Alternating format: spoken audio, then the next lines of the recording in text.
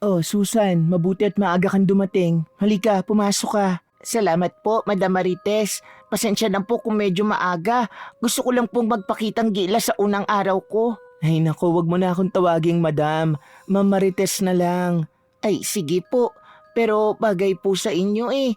Ang ganda-ganda nyo pa nga po. Para kayong artista. Nakaka-inspire po magtrabaho sa ganitong bahay. Napangiti si Marites, halatang natuwa sa papuri. Si Susan na may maayos na postura at nakapusod ang buhok ay agad lumingon sa paligid.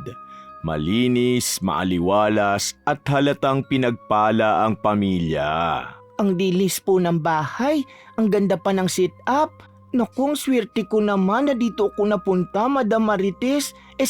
Ma'am Marites. Ay, oo nga pala, di ba dati ka nagtatrabaho sa ate ko sa probinsya? Hindi ko na natanong sa kanya pero natandaan kita. Alam mo naman, hanggang ngayon hindi pa kami nagkakaayos. Bahagyang tumigil si Susan sa pag-ikot ng tingin. Mabilis siyang ngumiti ngunit ang mata niya ay sandaling nag-iba ng timpla. Opo, pero matagal na po yun. Nung nag-aral na yung mga pamangkin nyo, parang hindi na po ako kailangan doon. Kaya naisip kong lumuwas dito. Alam ko po mabuting tao kayo kaya naglakas loob na po akong lumapit. Ganun ba? Mabuti na rin at least may bagong simula ka rito. Opo, bagong simula nga po. Minsan po kailangan ko lang talagang umalis sa lugar na parang ayaw ka nang tanggapin. Hindi masyadong pinansin ni Marites ang tono ni Susan. Sa isip niya, baka may pinagdaanang sama ng loob sa probinsya. Pumasok si Lino na galing sa garahe. May hawak na folder ng mga delivery receipts. Oh, nandito na pala yung bagong yaya. Magandang umaga. Magandang umaga rin po, sir. Naku, ang swerte ni ma'am sa inyo. Ang sipag niyo raw po, sabi ni ma'am. Ha? Sinabi niya yon? Baka naman pinupuri mo lang kami para wag ka mapagod agad sa trabaho. Ay hindi po. Totoo po talaga. Sa totoo lang bihira ako makakita ng mag-asawang pareho pong masipag. Basta siguraduhin mo lang na maalaga ka kay Ellie ha. Yun lang nga importante. Opo, sir. Nasaan nga po pala si Eli? Ayun, nandun sa kwarto, naglalaro-laro lang. Medyo tahimik yan pero mabait. Medyo special kasi kaya minsan kailangan ng mas mahabang pasensya. Ay wala pong problema dun. Marunong po akong mag-alaga ng mga bata. Kahit yung may special needs. Kaya ko po yun. Alam niyo po dati may ganun din akong inalagaan na kapitbahay namin.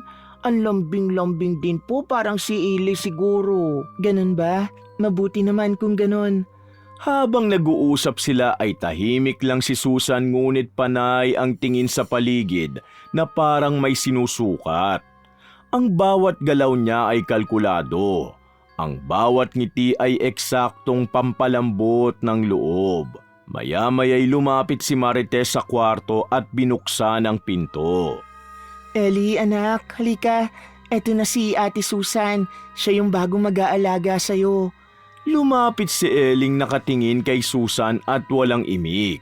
Inosente ang tingin ngunit nakangiti. Hello, Eli. Ako si Ate Susan. Magkakasama na tayo palagi, ha? Ngumiti lang ang bata ngunit hindi lumapit. Tumalikod ito at bumalik na sa kanyang laruan. Tahimik nga po siya, no? Oo, ganun talaga siya. Hindi kasi siya marunong magsalita kaya tahimik lang talaga. Ay wala pong problema po. Ako na pong bahala sa kanya. Kahit anong utos niyo gagawin ko. Salamat ha. Magpahinga ka muna ngayon tapos mamaya samahan mo si Ellie magmerienda. Opo, Ma'am Marites. Salamat po sa tiwala talaga ha. Hindi niyo po alam kung gaano ako nagpapasalamat. Pagkaalis ni Marites ay nanatiling tahimik si Susan sa sala. Tumingin siya sa orasan tapos sa labas ng bintana. Napansin niyang may mga batang naglalaro sa tapat ng bahay na tumatawa at nagtatakbuhan. Mabilis na nawala ang ngiti niya. Ang swerte nila.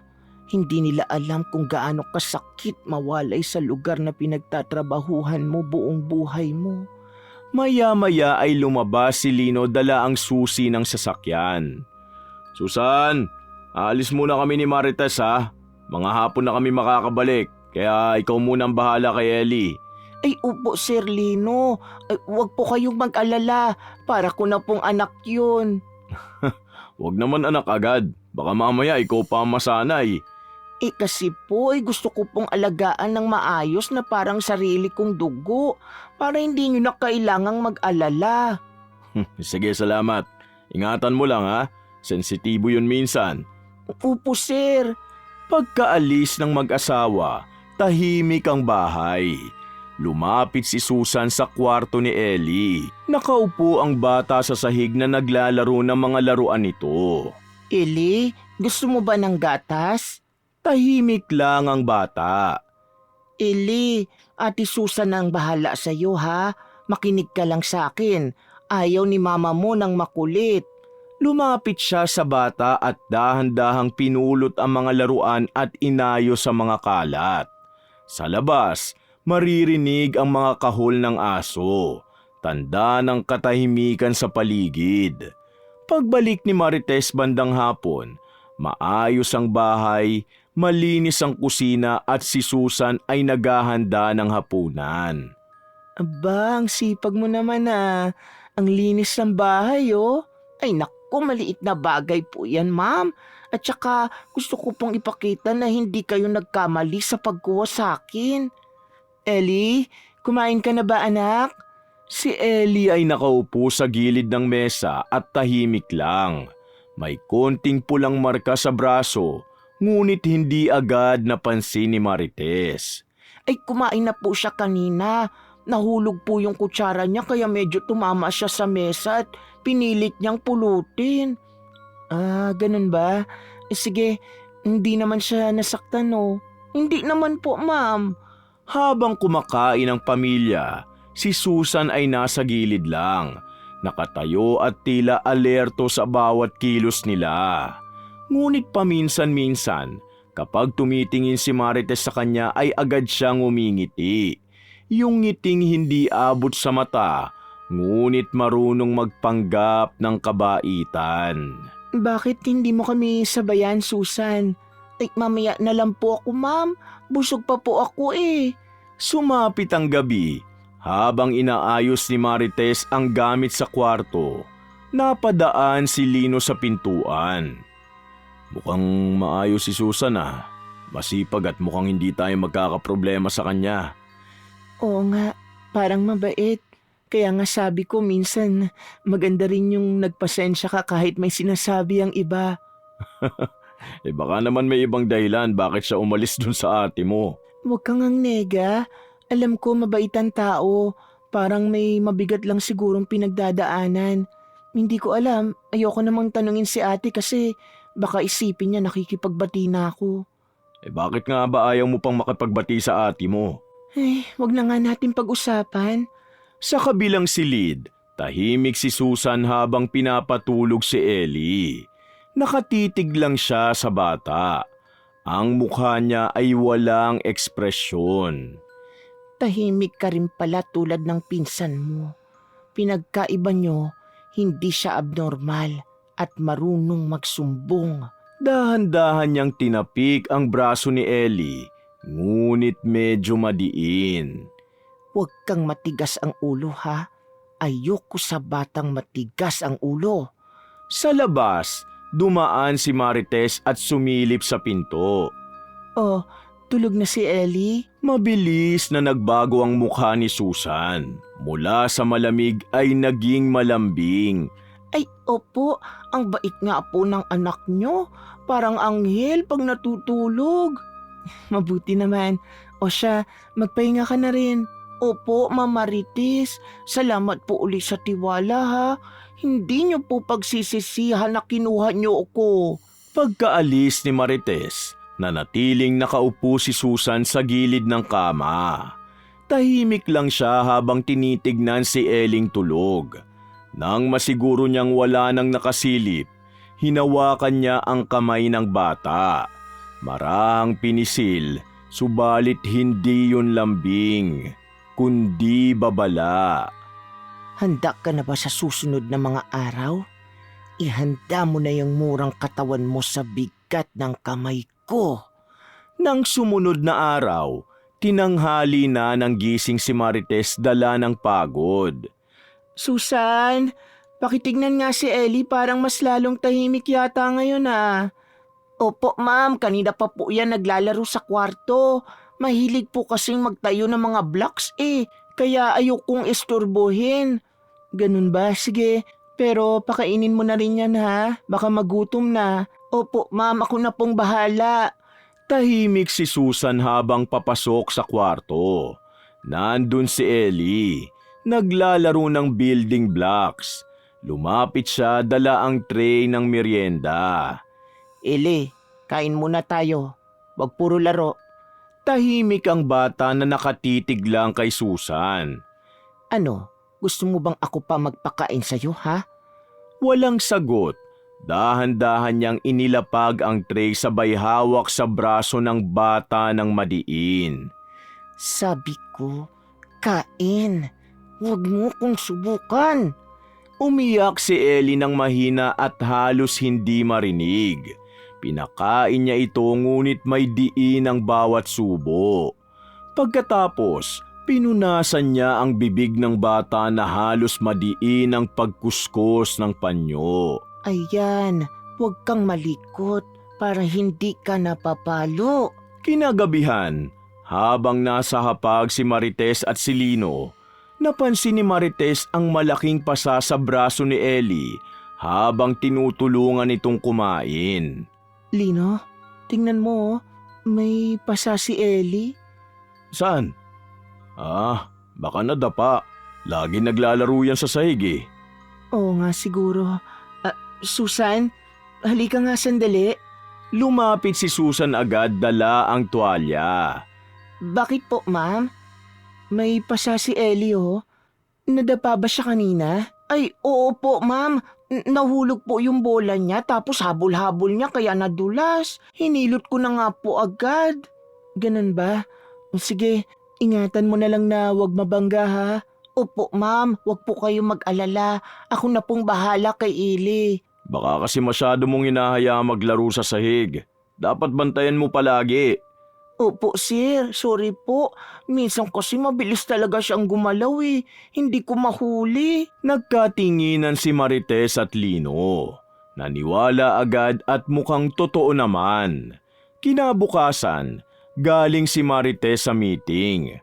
Pagpasok niya sa bahay ay nadatnan niya si Susan na naglalaba sa likod bahay at si Ellie na nakaupo sa hagdan. Parang tahimik at tulala. Oh, Ellie, bakit nandito ka? Hindi mo ba kasama si Ate Susan? Tahimik lang ang bata at parang walang naririnig. Ay ma'am, nilalabhan ko lang po ang maruming damit niya. Sabi ko po umupo muna dyan kasi baka madulas sa likod. Ganun ba? Okay, basta bantayan mo ha. Baka mahulog. Opo ma'am, mahulog man, masasalo ko pa. Tumawa si Marites. Ngunit si Ellie ay parang gusto nang umiyak. Pinahid lang nito ang luha bago lumingon sa ina. Kinagabihan, nasa sala ang kuya ni Ellie na si Jomari habang naglalaro sa cellphone. Lumapit si Ellie at umupo sa tabi niya. Tahimik pa rin. Oh, bakit ka umiiyak? Wala itong sagot. Pansin ni Jomari ang pula sa batok ng bata. Dati kahit hindi nakakapagsalita, pilit iniintindi ni Jomari ang mga sinasabi ng kapatid kahit hindi maintindihan. Ngunit ngayon, wala na talaga itong sinasabi. Okay ka lang ba? Sinong nanakit sa'yo? Tahimik pa rin si Ellie. Sa di kalayuan, may maririnig siyang nagwawalis. Si Susan. Tinignan siya ni Ellie na parang natatakot. Si Ate Susan ba?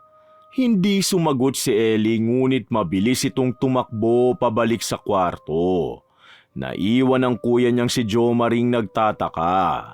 Kinabukasan, habang kumakain sila ng almusal ay napansin ulit ni Marites ang galos sa tuhod ni Ellie. Tignan mo Lino, may galos na naman si Ellie. Ano ba to? Parang araw-araw na lang may sugat. Baka nga makulit talaga. Susan, halika nga ulit. Lumapit si Susan. Halatang kabado ngunit nakangiti pa rin. Bakit po, ma'am? May sugat na naman si Ellie. Ano nangyari? Naku, ma'am, pasensya na po. Nahulog po sa upuan habang naglalaro ng laruan niya. Sabi ko nga po bawal tumayo-tayo pero makulit talaga. Bantayan mo kasi ng mabuti. Diyan ako kinakabahan Opo sir, ako na pong bahala. Pagkaalis ni Lino, lumapit si Jo Marie sa ina. Ma, parang iba na si Ate Susan. Ha? Paanong iba? Ewan ko, parang hindi siya totoo maging malambing lalo na kay Ellie. Minsan nakikita ko parang takot ang kapatid ko kapag nasa paligid siya Baka naman nahihiya lang si Ellie. Hindi pa sanay sa kanya. Hindi ganun. Iba yung takot niya Jo Marie, baka naninibago ka lang. Alam mo naman, hindi lahat ng tao magugustuhan mo agad. Huwag kang manghusga, ha? Kung mali nga ako, di okay. Pero kung tama ako, paano si Ellie? Ay nako Jo Marie, tama na nga. Huwag mo akong stressin, ha? Ang dami ko nang iniisip sa negosyo. Tumayo si Marites at naiwan si Jo Marie sa mesa. Sa kusina, si Susan ay naglalaba ulit habang kumakanta ng mahina. Si Ellie ay nakaupo sa sahig at naglalaro ng bola. Nang aksidenteng gumulong ang bola sa ilalim ng mesa, tumayo ang bata para pulutin. Ngunit naapakan niya ang basahan na nilabhan ni Susan. Ellie, ano bang sabi ko sa'yo? Hinila niya ang bata sa braso ng madiin. Isa ka talagang pasaway. Hindi ka ba marunong makinig, ha? Umiyak si Ellie. Hinampas kasi niya ito ng basang-basahan sa binti. Tumahimik ka. Baka marinig tayo. Nang marinig ang yabag ni Jo Marie mula sa sala, bigla siyang ngumiti at tinapik ang ulo ni Ellie. Ayan, okay na. Huwag mo nang ulitin, ha? Mabuti kang bata at marunong makinig. Pagdating ni Jo Marie sa kusina, nakita niyang parang kaiiyak lang ni Ellie. Oh, bakit namamaga ang mata mo? Ay, naluha lang yan kanina habang nagwawalis ako. Napuwing yata. Ganun ba? O sige, Jo Maria, baka may lakad ka pa. Ako na dito. Pero Ate Susan, bantayan mo na maayos Siyempre, ako pa ba? Pagkaalis ni Jo Marie, napatingin si Susan sa pintuan. Siguradong wala nang binatilyo. Lumapit siya sa bata at dahan-dahang hinaplos ang ulo ni Ellie. Ngunit ang kamay niya ay humawak sa buhok nito ng madiin. Sumbong ka pa, sige. Tignan natin kung sinong paniniwalaan nila. Ikaw na hindi marunong magsalita o ako na may magandang record sa nanay mo. Lumipas ang mga araw, mas dumalas ang pagkakaroon ng pasa ni Ellie at mas dumami. Si Marites, bagaman nagtataka, walang lakas na magduda. Lagi kasing may maayos na paliwanag si Susan. Ang bilis mo talagang kumilos, Susan. Kahit napahamak si Ellie, hindi ko maramdaman na nagagalit ka sa kakulitan niya. Ay ma'am, tabaho lang po. Ang bata, natututo yan sa pasensya. Buti nga ikaw hindi mo na kailangang sabihan. Ay naku sir, gusto ko lang naman mapagaan ang loob ni ma'am. Alam niyo po, pamilya ko na kayo Aba, salamat ha. Kung ganyan lahat ng yaya, hindi na kailangan mag-alala ng mga amo. Sa likod, tahimik lang si Ellie. Ngunit sa bawat ngiti ni Susan, ang bata ay lalong natatakot at tila gusto nang tumakbo. Isang araw, mainit ang tanghali. Tahimik sa bahay dahil sina Marites at Lino ay may nilakad. Si Susan lang ang naiwan kasama si Ellie. Si Jo Marie naman ay nasa kwarto. Nagmumuni-muni habang pinakikinggan ang tugtog sa cellphone. Narinig niya mula sa ibaba ang mahina ngunit sunod-sunod na tunog na parang hampas ng basahan. Tapos ay sumunod ang mahinang iyak.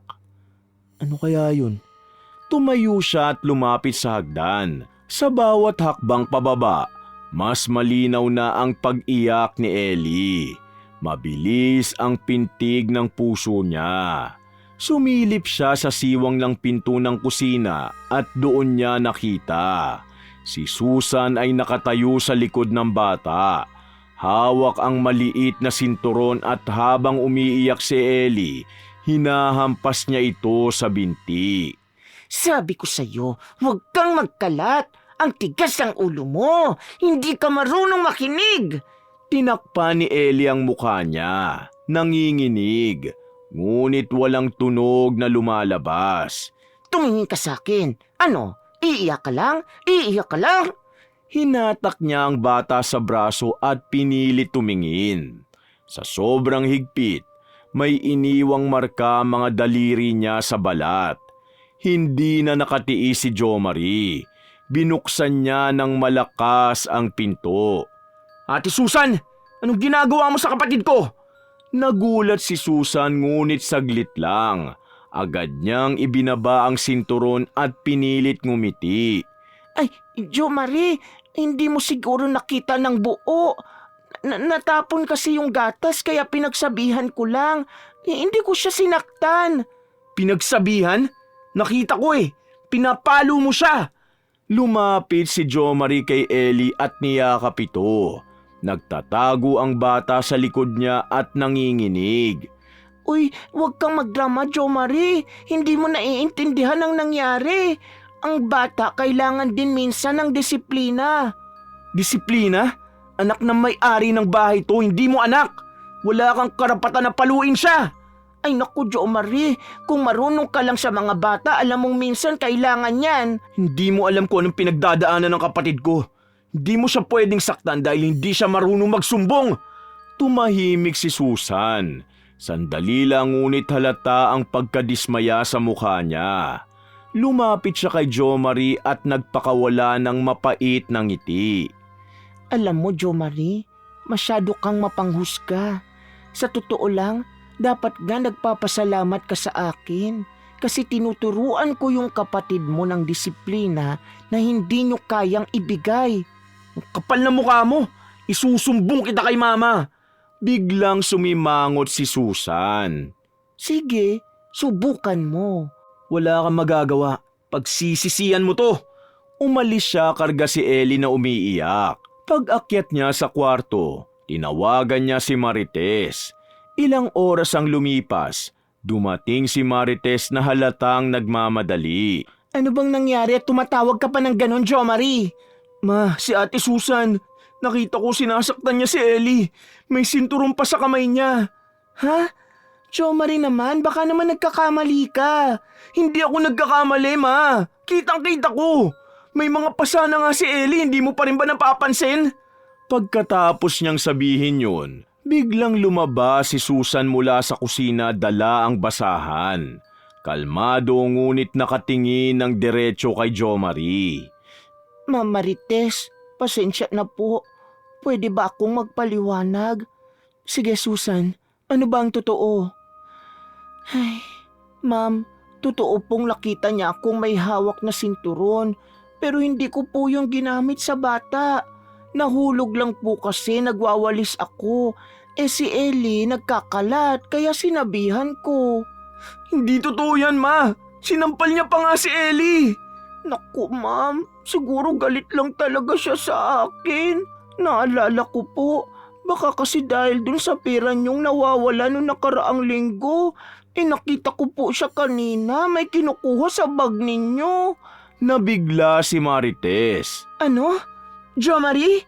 Hindi totoo yan. Ayoko po sanang magsumbong pero nakita ko po talaga.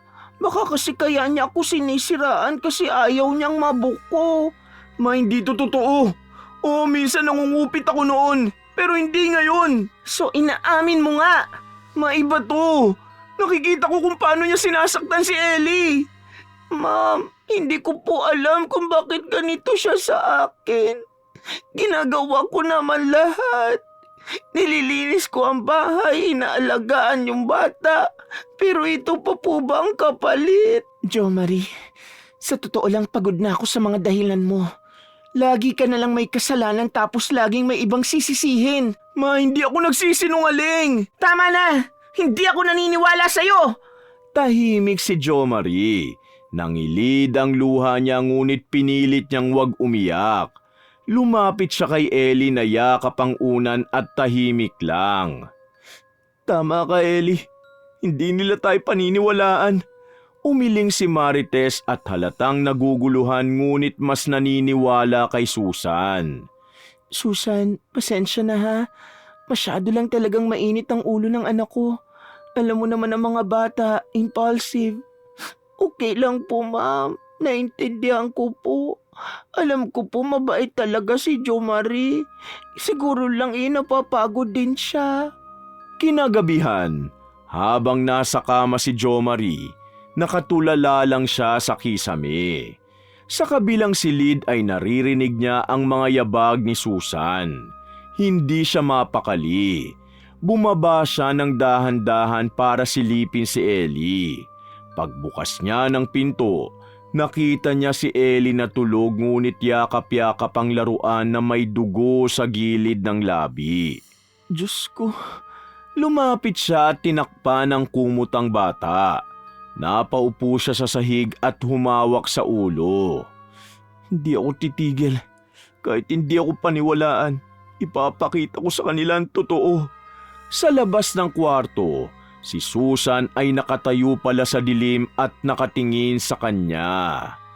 ang kulit mo rin ano. Sabi ko, huwag ka nang makialam. Nagkatinginan sila ng ilang segundo bago umalis si Susan at pumasok sa sariling silid. Si Jo Marie naman ay napahawak sa dibdib. Ramdam niya ang kaba ngunit mas matindi ang takot para sa kapatid. Nang sumunod na araw, tanghali noon nang mapagpasyahan ni Marites na dumalaw sa kanyang kapatid na si Lydia matapos ang ilang taong hindi pagkakaunawaan. Nalaman kasi niyang lumuwas ito sa dating bahay malapit sa kanila. Gusto na sana niyang makipagbati at sa totoo lang, dala na rin ang konsensya. Naalala niya kasi si Susan ay galing doon bago niya kinuha. Pagdating niya sa bahay ng ate niya ay sinalubong siya nito ng ngiti at yakap. Aba Marites, akala ko hindi na kita makikita. Buti at naisip mong pumunta rito. Ate, sorry ha. Matagal ako nagtampo pero gusto ko na rin sanang ayusin ang lahat. Ay naku, wala yon. Ang mahalaga bumisita ka. Halika, magkape ka muna. Mabuti at nakapagbakasyon din ako dito. Habang nag-uusap sila, napunta ang usapan sa mga anak, sa negosyo at buhay, hanggang sa nabanggit ni Marites si Susan. Oo nga pala ate, may bago kong yaya ngayon. Si Susan, yung dati mong kasambahay sa inyo, lumuwas daw siya kasi hindi na raw siya kailangan sa inyo. Napatigil si Lydia. Ang ngiti sa labi niya ay biglang nawala. Anong sabi mo? Si Susan? Kinuha mo ulit siya? Bakit ate? Mabait naman siya. Masipag at maasikaso. Kahit sa anak ko maayos naman mag-alaga. Umiling si Lydia at halatang hindi makapaniwala. Marites, hindi ko alam kung paano ko sasabihin. Pero pinalayas ko yang si Susan. Pinalayas mo? Bakit naman ate? Dahil nahuli ko siyang sinasaktan ng anak ko. Paulit-ulit. Akala ko nung una aksidente lang. Pero isang araw nadatnan ko, tinulak yung bata sa sahig kasi daw makulit. Pag ginaharap mo parang mabait. Pero pag nakatalikod ka, iba na. Parang may galit sa loob. Diyos ko. Kaya pala umalis siya agad noon, nagalit siya nang pinaalis ko. Akala ko nga hindi ko na siya makikita ulit. Hindi ko akalaing nandyan na pala siya sa'yo. Natulala si Marites. Para siyang nilamig. Ang lahat ng alaala ng mga pasa, sugat at iyak ni Ellie ay bumalik sa isip niya. Tumayo siya at hindi mapakali. Ate, kailangan kong umuwi. Marites, mag-ingat ka ha. Huwag mong hayaang mapahamak ang mga anak mo. Nagmadali siyang sumakay ng sasakyan. Hindi niya na namalayan kung paano siya nakauwi. Ang tanging laman lang ng isip niya ay ang mukha ni Ellie. Pagdating sa bahay ay tahimik. Bukas ang pinto ng kwarto ni Ellie. Dahan-dahan siyang lumapit at mula sa siwang, nakita niya si Susan. Nakatayo sa likod ng bata. Galit ang mukha at hawak nito ang buhok ni Ellie habang pinipilit itong tumingin sa kanya. Sabi ko, huwag kang magkalat. Ano, bingi ka ba? Napuno ng sigaw ni Susan ang buong kwarto. Hindi na nakapagpigil si Marites. Mabilis siyang pumasok at sinampal si Susan ng napakalakas. Walang hiya ka. Ganito palang ginagawa mo sa anak ko. Napaatras si Susan na hawak ang pisngi. Ma'am, hindi niyo po naintindihan. Anong hindi ko naintindihan? Kitang-kita ko. Akala mo hindi ko malalaman ang ginagawa mo sa anak ng kapatid ko? Tahimik si Susan ngunit ang mga mata niya ay nag-iba. Hindi na ito yung paawa, ngunit puno ng galit at paghahamon. Ano ngayon? Baka nakakalimutan nyo. Kayo rin ang nagtiwala sa akin. Kayo ang kumuha sa akin dito. At malaking pagkakamali namin yon. Umalis ka rito ngayon din. Sige, aalis ako. Pero tandaan nyo, wala akong ginawang masama. Lahat ng ginagawa ko para matuto yung anak ninyo. Hindi mo kailangan saktan ng isang bata para matuto. Lalo pat may espesyal na pangangailangan ng anak ko. Wala kang puso. Lumayas ka! Hinila niya si Ellie at niyakap ng mahigpit. Si Susan ay nakatayo lang sa gitna na nanginginig ang labi bago tuluyang umalis. Pagkasara ng pinto, napaupo si Marites sa sahig. Niyakap niya si Ellie ng mahigpit. Halos hindi makahinga sa bigat ng emosyon. Kinagabihan, habang tulog ang mga bata, hindi mapakali si Marites. Parang may gumugulo sa isip niya. Ang mukha ni Susan ay hindi mawala sa isip niya. Ang lamig, ang kawalang galang, ang mga kamay na ginamit para saktan ng inosenteng bata. Hindi niya namalaya na naglakad siya palabas ng bahay hanggang sa nakarating siya sa dulo ng kalsada sa isang maliit na tindahan na pagmamay-ari ng matandang si Aling Freda, ang kilalang mangkukulam at manggagamot. Pagpasok niya ay naamoy niya agad ang usok ng insenso. Tahimik lang si Aling Freda, nakaupo sa likod ng mesa na may hawak na rosaryo at kandila. Marites, ang tagal mo rin bago bumalik dito. Kilala niyo ko? Hindi kita makakalimutan. Anak ka ni Conching, di ba? Matagal na yun. Noon, humingi rin siya ng tulong. Tahimik si Marites. Nilapag niya sa mesa ang suklay ni Susan na naiwan. Gusto ko lang maramdaman niya ang sakit. Gusto kong maramdaman niya yung takot at hirap na ibinigay niya sa anak ko. Alam ko yan. Pero sigurado ka ba? Kailangan ko lang ng hustisya. Kinuha ni Aling Freda ang suklay. Tinusok ng karayom at binalutan ng itim na tela. Sa bawat bulong ng matanda ay parang sumasabay ang hangin sa labas. Tapos ay itinapon niya ito sa maliit na palayok na may apoy. Tapos na. Sa loob ng 3 araw ay mararamdaman niya ang bigat ng kamay na ginamit niya sa kasamaan. Sa narinig ay nag-abot ng pera si Marites na nanginginig ang kamay. Salamat, Aling Freda. Pag-uwi niya sa bahay ay tahimik siya. Para siyang walang emosyon. Sa loob ng 3 araw ay paulit-ulit lang sa isip niya ang bawat iyak ni Ellie. Hanggang isang gabi, nakatanggap siya ng tawag galing sa kapatid niya. Marites, narinig ko. Si Susan daw na ospital. Bakit ate? Bigla raw na maga ang mga kamay eh. Hindi makagalaw, parang lumobo at nangingitim. Hindi daw maipaliwanag ng doktor. Tahimik lang si Marites. Walang salitang lumabas sa bibig niya. Ang mga kamay niya ay nanlamig habang nakatitig sa altar. Kinagabihan, habang tulog ang mga bata, lumuhod siya sa harap ng krus. Panginoon, hindi ko alam kung tama ang ginawa ko. Pero hindi ko na kayang tiisin ang sakit na ginawa niya sa anak ko. Sana mapatawad niyo po ako.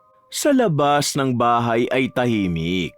Si Ellie ay tulog ng mahimbing at sa unang pagkakataon, walang pasa ang katawan. Pagkalipas ng ilang linggo, nalaman ni Marites na si Susan ay hindi na makapagtrabaho. Ang mga kamay ay nanigas at hindi na maigalaw, kaya tiyak wala nang gustong kumuha sa kanya. Sabi ng mga tao, parusa raw yun. Ngunit para kay Marites, yun ay isang paalala. Mula noon, hindi na muling kumuha ng yaya si Marites. Siya na mismo ang nag-alaga kay Ellie. Pinuntahan naman niya ang kanyang panganay na anak at humingi rin siya ng tawa dito. Nagkapatawaran silang mag-ina at nagyakapan. Natuto na siyang maging maingat sa pagtitiwala at sa bawat paghaplos niya sa buhok ng kanyang anak, palaging may dasal sa isip niya na sana kahit gaano kabigat ang kamay ng ibang tao, mas mabigat pa rin ang kamay ng isang inang handang ipaglaban ang mga mahal niyang anak. Wakas!